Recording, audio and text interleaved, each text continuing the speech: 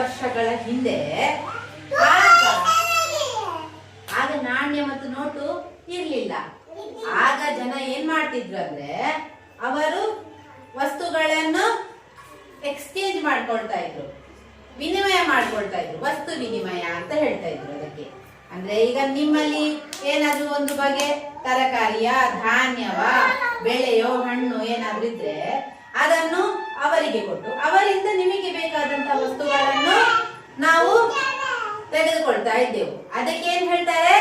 Exchange system ಅಂತ. ಆಯ್ತಾ? Exchange. ಆಮೇಲೆ ಸ್ವಲ್ಪ ಸಮಯದ ನಂತರ ಅಕ್ಕಿ, ದನ, ಇಂತಹ ವಸ್ತುಗಳಿಗೆ ತಮಗೆ ಬೇಕಾದ ವಸ್ತುಗಳನ್ನು ವಿನಿಮಯ ಮಾಡಿಕೊಳ್ತಾ ಇದ್ರು. ಇನ್ನು ಸ್ವಲ್ಪ ಸಮಯದ ನಂತರ ಬೆಳ್ಳಿ ಮತ್ತು ತಾಮ್ರದ ನಾಣ್ಯಗಳಲ್ಲಿ ವ್ಯವಹಾರ ಮಾಡಿಕೊಳ್ಳಲಿಕ್ಕೆ ಶುರು ಮಾಡಿದ್ರು.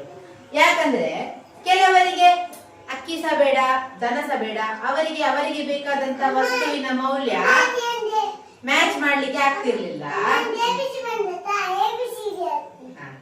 ಹಾಗೆ ಇರುವಾಗ ಏನ್ ಮಾಡ್ತಾ ಇದ್ರು? ಹಣವನ್ನು ಕಂಡು ಹಿಡಿದ್ರು. ಮೊದಲು ಕಂಡು ಹಿಡಿದದ್ದು ಬೆಳ್ಳಿ ಮತ್ತು ತಾಮ್ರದ ನಾಣ್ಯಗಳು. ಯಾವುದು? ಬೆಳ್ಳಿ ಮತ್ತು ತಾಮ್ರದ ನಾಣ್ಯಗಳು.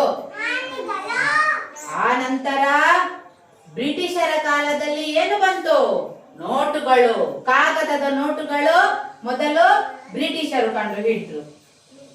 ಅಷ್ಟವರೆಗೆ ನಮ್ಮಲ್ಲಿ ಏನಿತ್ತು? ಬರೀ ಕಾಯಿನ್ಸ್, ಬೇರೆ ಬೇರೆ ಕಾಯಿನ್ಸ್, ನಾಣ್ಯಗಳು. ಬ್ರಿಟಿಷರು ಭಾರತದಿಂದ ಹೋದ ಮೇಲೆ ನಮ್ಮ ದೇಶದ ರಿಸರ್ವ್ ಬ್ಯಾಂಕ್ ನಮ್ಮ ದೇಶದ ನೋಟುಗಳನ್ನು ಪ್ರಿಂಟ್ ಮಾಡ್ಲಿಕ್ಕೆ ಸ್ಟಾರ್ಟ್ ಮಾಡಿದ್ರು. ಗೊತ್ತಾಯ್ತಾ? ಆ ನಂತರ ಸ್ವಾತಂತ್ರ್ಯದ ನಂತರ ನಮ್ಮ ದೇಶದಲ್ಲಿ ನಮ್ಮ ಭಾರತೀಯ ರೂಪಾಯಿಯ ಮೂಲಕ ವ್ಯವಹಾರ ನಡೆಸಲಾಗುತ್ತಿದೆ.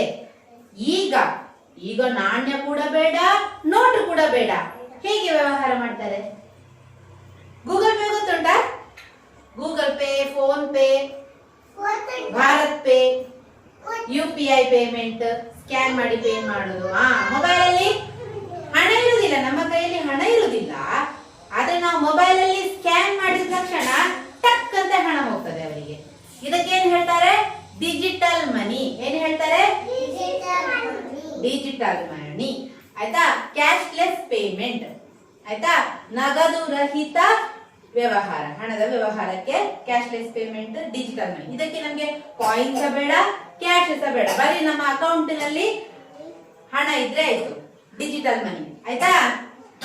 ಇದೆಲ್ಲ ನಮ್ಮ ನಾಣ್ಯದ ಜರ್ನಿ. ಆಯ್ತಾ? ಅರ್ಥ ಆಯ್ತಾ ಎಲ್ಲರಿಗೂ? Very good. ಚಪ್ಪಾಳೆ ಕೊಡಿ.